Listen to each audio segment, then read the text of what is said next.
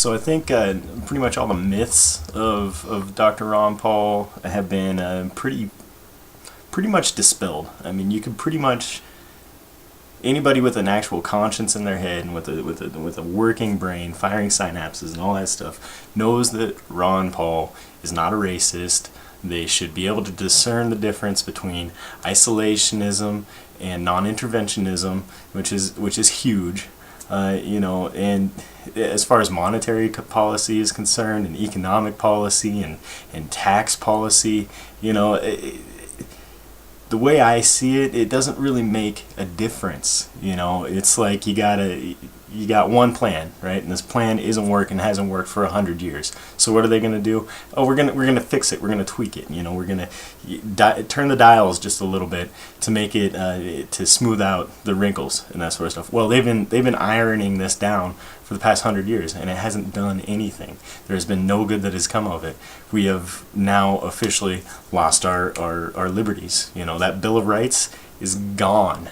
It doesn't exist anymore. Any American can be arrested with the NDAA and held indefinitely without trial. No right to habeas corpus.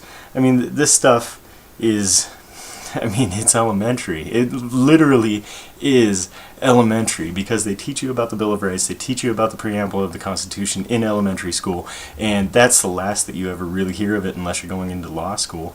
And now it's gone. So those things that we held dear and the majority of Americans were taught at a young age, this is what makes America great, those things are now gone. So America is just a shell of what it was. So the way I see it, economic policy, yeah, we gotta get somebody in office that's going to do something to actually cut the budget, bring us back to fiscal sanity. Otherwise, we're going to collapse like Rome, like the Ottomans, like any other empire that's ever come before us. We're going to collapse from the inside because of economic failure. But also, we can't allow our liberties to be taken away. And that's why we broke from the British, because we weren't getting representation. We're getting taxed to death. And our representatives are doing jack shit for us. They're not doing anything. They're not helping us. They're only taking our rights away little by little. And this, you think this started with 9/11? This didn't start with 9/11. This started far, far beyond that.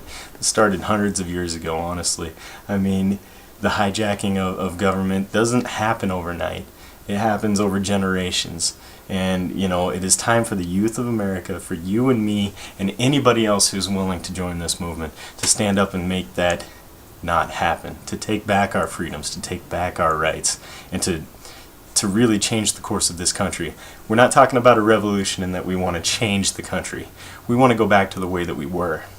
We want to stop the dictators from taking control of our country. We have an elected dictatorship in this country. We get the privilege as Americans to decide who our next dictator is going to be.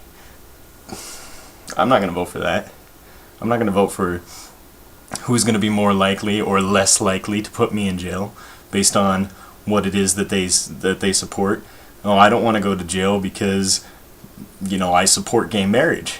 If we have a president in there that doesn't support gay marriage, anybody who's an activist or supports the idea of equal rights for gay and lesbians, it could be considered a terrorist. That's what it comes down to. The definition of terrorist is so loosely defined that anybody can fit the mold.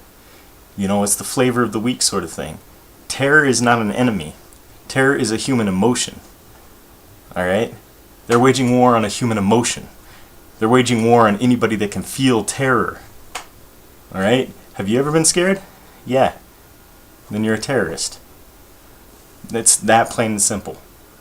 Anybody that has fear in their heart, that's who they're targeting. That's their target. Take So stand up, shake yourself away from the fear, go outside. It's a beautiful day today here. Go outside and take a deep breath.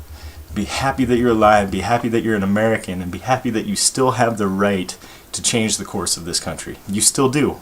Not for much longer, and not if you don't do something. Peace out.